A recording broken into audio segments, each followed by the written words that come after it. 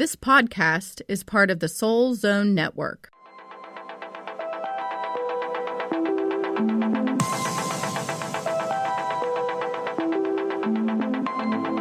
Hello, and welcome to the Butterfly Connection. Connecting your soul to source with Molly Rahe-Randall and Sara Courtney. We are all connected, and we are not alone. What if you could rebirth your soul, gain movement in your life, and reconnect with your authentic self? Join us each week as we connect with Source to answer the burning questions that lie deep within us and gain clarity and wisdom to soar to our greatest potential. It's time to fly. This is BK5, Guide to Self-Care. Hello, hello. Hi, everyone. It's Molly and Sara back again for another fantastic week of speaking about self-care, self-love, things we can do to focus on self-care. And that's going to be the biggest topic for today. The reason why we are getting to this topic has everything to do with what we're experiencing in having to work on taking better care of ourselves and getting rid of all the outside chaos of life and jobs and kids and husbands and things, and to remember that we are important.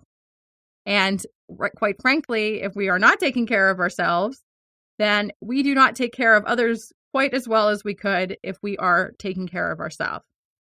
Now, I know some of you are probably hearing that and going, well, isn't it selfish if I put myself first above my children or my husband or my relationship or my parents or anybody that is significant in your life? And I know that society has really taught us that we should be putting others first. But if you think about it, we're going to use the analogy of a cup. If your cup is full, then you are able to give water to others.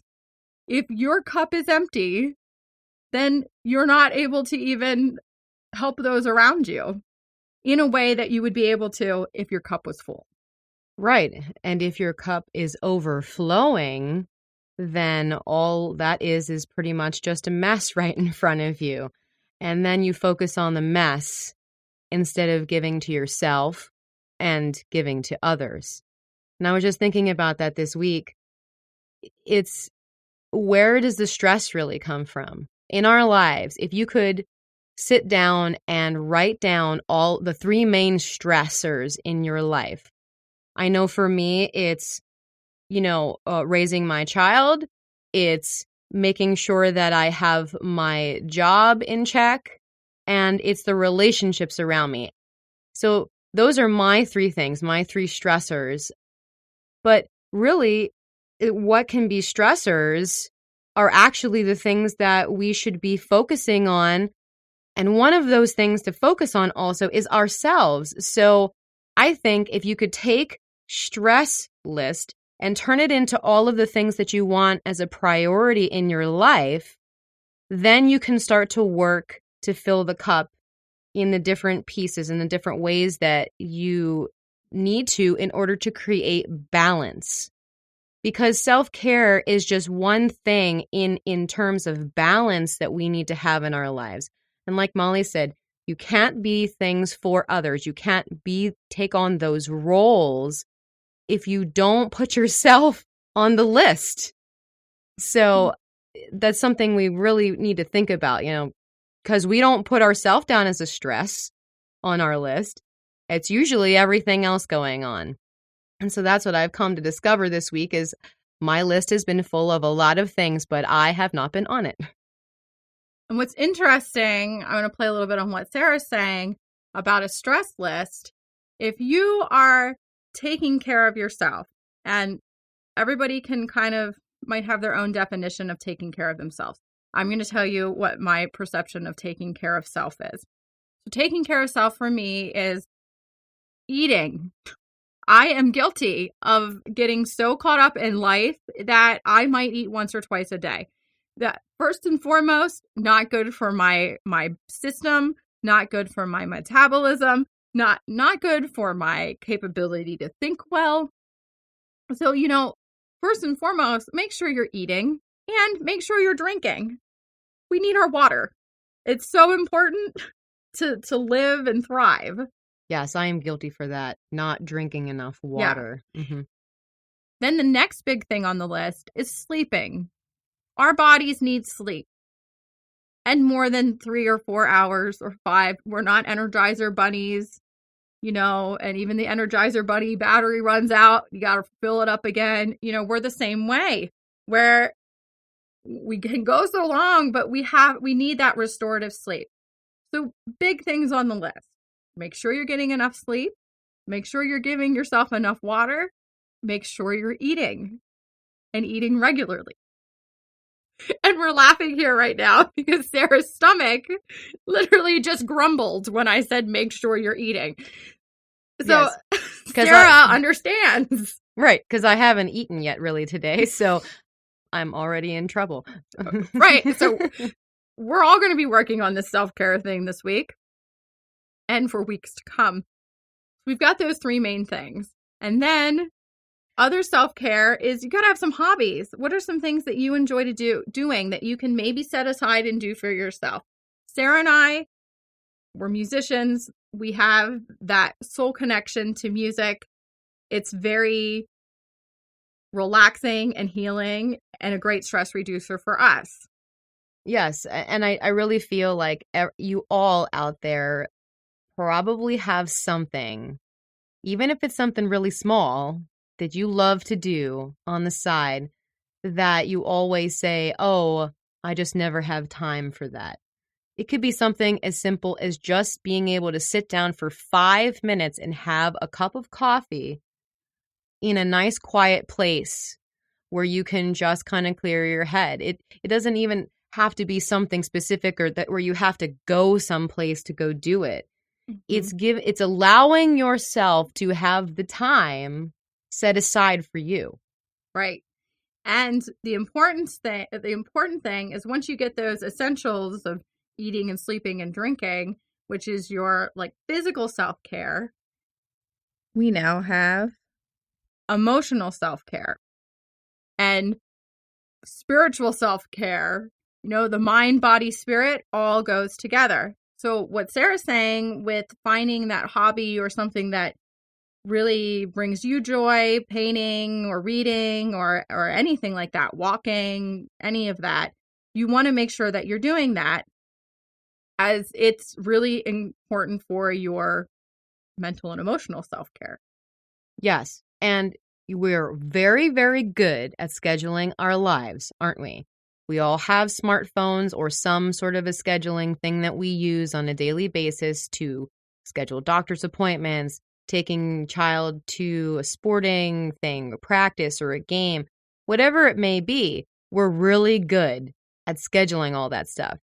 But at least in my experience, I am not good at scheduling time for me into my daily routine.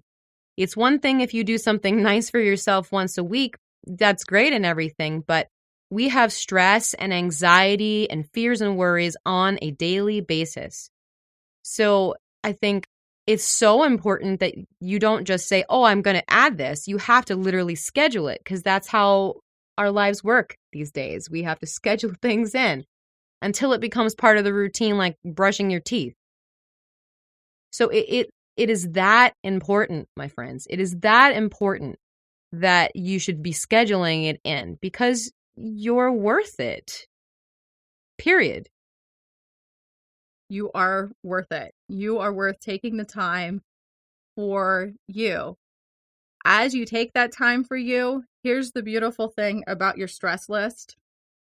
Those things that you might have started out with on that stress list, like my kid's driving me crazy, I'm trying to get this work done, my kid's driving me crazy, or my husband's driving me crazy, or this work's driving me crazy. If you're taking care of yourself and giving your mind, body, and spirit what it needs, those stressors are not stressors because now you have the ability to see them for the beauty that they are.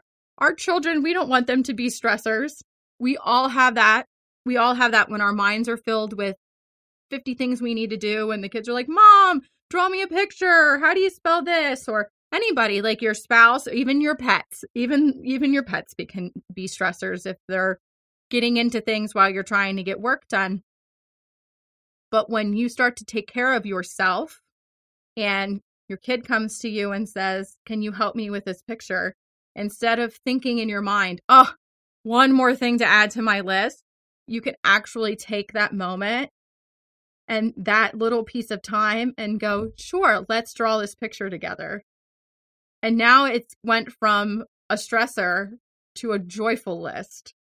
Then you can start to see all of the joyous things that used to stress you out are now the blessings that are in your life.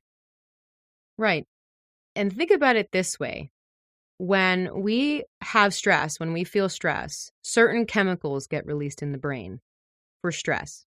And then if any of you are familiar with endorphins, when you do something that makes you happy, that makes you have joy, you release a different chemical in your brain.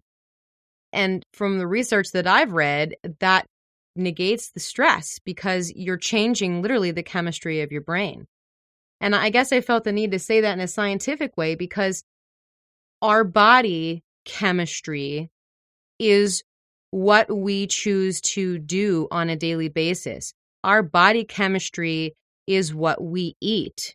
It is getting the sleep. It's how we deal with stress. And if you can utilize something in your life that gives you joy, you're literally changing the chemical process in your body. And you will find that you will be able to process stress better. And I'm also learning this myself now with anxiety. With anxiety comes stress, but processing it different by doing the things that I love has actually brought my anxiety level down. And so much of that is just stopping the old pattern, stopping yourself. You feel yourself getting heightened stress. You feel your blood pressure raising, and you just stop. And you go into a different place and you sit down, even if it's for 15 minutes, and read a book. And anyone who says that, oh, well, I don't have 15 minutes, I'm sorry, I'm guilty of this too, but we do. We have the time. Or we can make the time. And it's just that kind of a thing that I think needs to be talked about more. Yes. And we have to remember that we are important. We all are important. You are important. You are so important that you are worth that 15 minutes you're going to carve out of your life, or 5 minutes or 30 minutes or whatever you need to do to get self-care. You are worth it. Yes. Your soul is worth it. Your body is worth it. Your mind is worth it. You are worth it. No matter where you're at in life, whether you don't think you have a purpose or you think you do have a purpose, or you're going in the direction you want to go in, or you're not sure what direction you want to go in, we are all here for a purpose, and we are all worth it. Yes. And I think what is amazing about that concept is if you believe that you are worth it, then your thought process can also change. Because a lot of us have, I know I can speak for myself and Molly, we have both come from places in our life where we didn't feel that we had worth. And therefore, we felt that the only way to fill our cup was to take care of or fix everyone else. And in our growth, in our spiritual growth, we have realized that is not our purpose. Our purpose is to be our most authentic selves. Our purpose is to find who we are so that we can go out into the world and spread that light. And every single person on this planet has that light. I mean, everybody, it's like literally built in, like Iron Man with the light in the chest. So believing you're worth it, you can say it, but to truly live it, I think, is a whole other ball of wax, as they say. But it is possible. It is so possible. And our spiritual connection that we can have to Source is one of the most amazing ways that we can learn to have self-worth. And it is an important part of self-care. Whether you are a person who enjoys going to church or a place of service where you can connect spiritually together, whether you're someone who enjoys going to drum circles or meditating to connect to Source, or yoga, anything that allows your soul to have self-care is just as important as the physical and the emotional and the mind. You have to have the self-care spiritually. You might be asking, what does that mean? Mm-hmm. What is self-care spiritually? And this is one thing Sarah and I, one of the reasons why we're having this discussion is recently we've gotten so caught up in life that even the things we know that we can do to have self-care from every aspect, including spiritually, we forgot about it. We momentarily forgot about it. And guess what happened? All of those things that used to be on the joy list became stressful. And it became so stressful that then you get into meltdown mode. And then you get into, I don't even like myself right now. Or I don't even want to be around anybody right now because I can't even handle one more little thing. And I know that everybody experiences this from time to time. And regardless of where you're at on your spiritual journey, on your life journey, this is going to happen time in and time out again. And so here are some things that you can do to help with that. Yes. I mean, I think the first thing to do is, it's called clearing. That's like the name for it. But clearing yourself could be something like saging yourself. It could be something like taking a salt bath. It could be something such as meditation. These are just some examples, or list of things that could help you to connect on a spiritual level. Another thing that I love is the smudging. Mm-hmm. And smudging is basically a sage stick that you light, and you literally allow the sage to come across your body, basically the smoke from the sage, and it really clears. The great thing about saging, the real definition is smudging, is that you can clear your house out, which is beautiful. You can open up the windows, you can go across your house with a smudge stick and completely clear out the energy that is in your home. It's amazing how this feels. If you have never done this before, we're actually going to create a video on how to smudge your house. And we'll have that online for you. And it's great because if you have not done this before, you can feel a lighterness in your home when you are done. Yes, and it's also been proven too that sage itself is not just a cleansing of energy and a creating of lightness in the house, but it actually kills germs too. So it's a lovely thing to do after a kiddo has gotten sick, or if you've gotten sick, or if, a lot of people have come to visit, it's a good thing to do after, because germs aren't just on surfaces, they're also in the air we breathe too. So it's kind of like a 2-for-1 deal when you can smudge to energetically cleanse, but also to cleanse some yucky germs. Yes. Awesome. So what are some other things that we can talk about? Crystals. Yes. I love my crystals. Crystals are a fascinating thing. They all have energy. There's certain meanings behind crystals. There's certain properties behind each crystal. There's certain things you can utilize with crystals. I know for me, blue celestite is an amazing crystal that just helps calm you. I keep this in my office, right next to, like right on my desk, literally. So if I feel stressed out, I literally hold the blue celestite and I create an intention of clearing, calming energy. And that really helps me to kind of like clear out and refocus. Yes, and I tend to be guided to have amethyst also. Amethyst is a beautiful purple stone that you can use as a protective stone.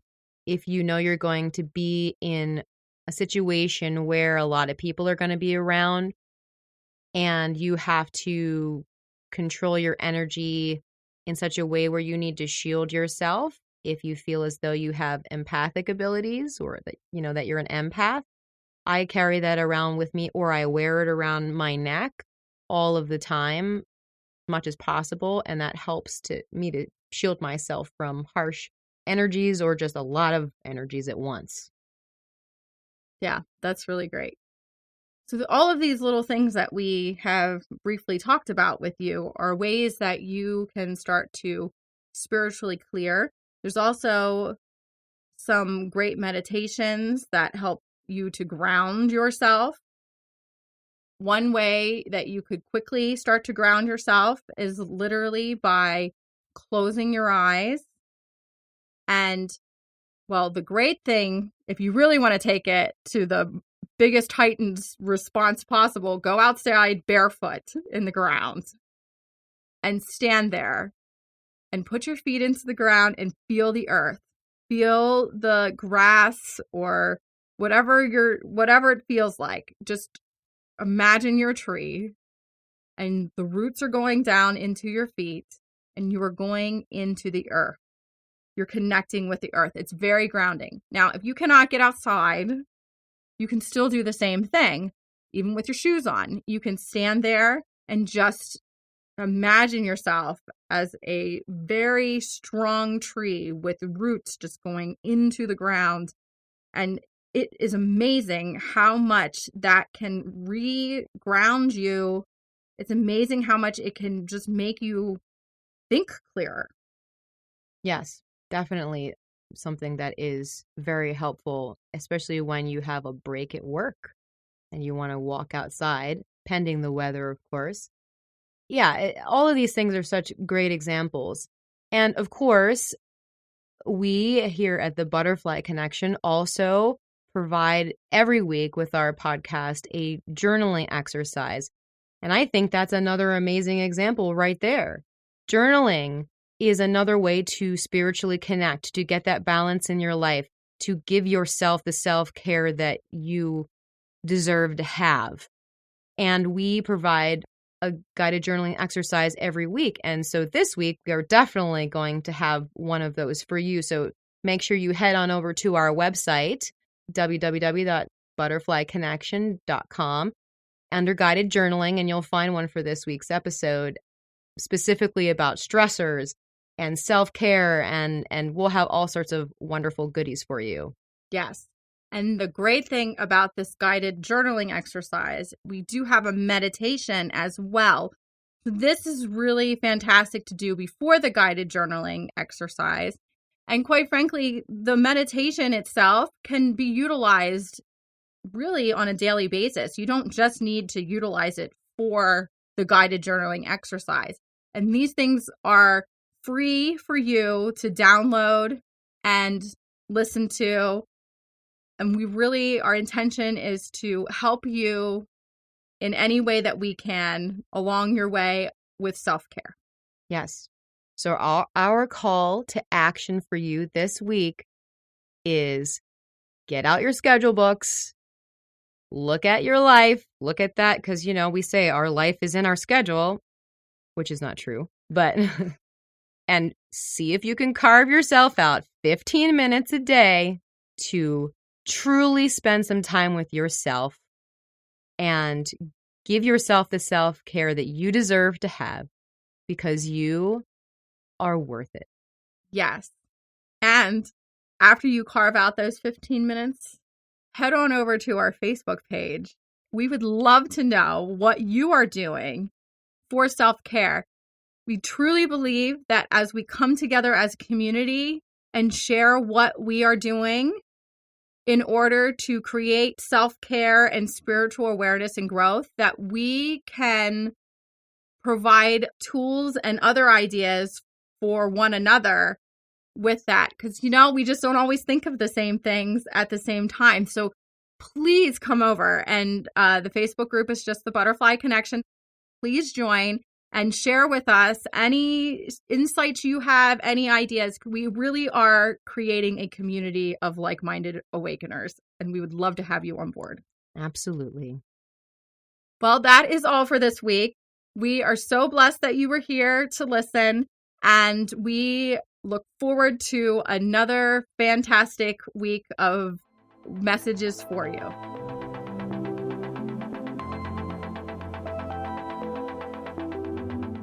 Thank you for listening to The Butterfly Connection with Molly Rahe-Randall and Sara Courtney.